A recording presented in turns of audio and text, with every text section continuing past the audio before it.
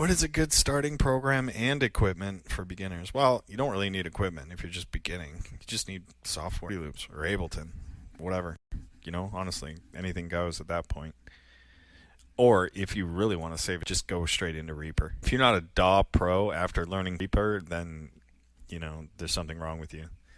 But if you figure Reaper out, anything else is a joke. And Reaper is more or less free.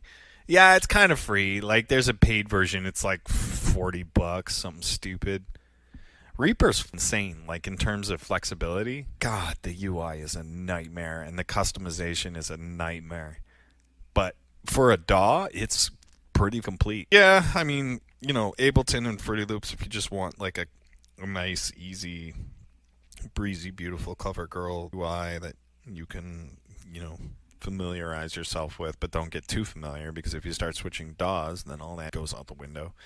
That's why I never really recommended Fruity Loops for anyone just starting out, because good luck leaving Fruity Loops.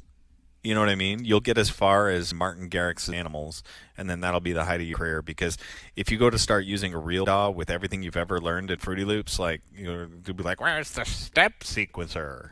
Like where's the, it's like the ZBrush of 3D modeling. It's just such an abstraction. Well, it's bad in the sense of workflow because it literally has no correlation to any other DAW. You know what I mean? What DAW do you know that behaves and feels and works in a multi-track capacity like FL Studio? None. You know what I mean? So it's unique in that sense. Someone actually gives you a Pro Tools project and you have to open it up in Pro Tools. Hire an engineer to sort that out for you because Mom! Someone gave me a Logic file! Yeah, or whatever,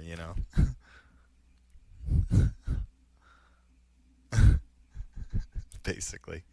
Ableton is pretty good. It's like a cartoony version of a DAW.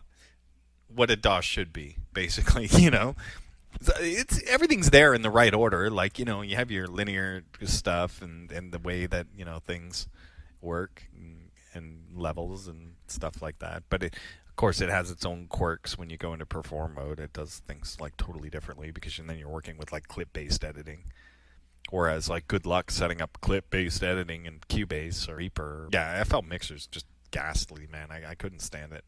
There's like no monitoring. You're basically just, what does this do? Even if you knew what you were doing, you didn't know what you were doing, This sounds way more louder. Dude, isn't that just a gain stage? I don't know. It just sounds way, way better.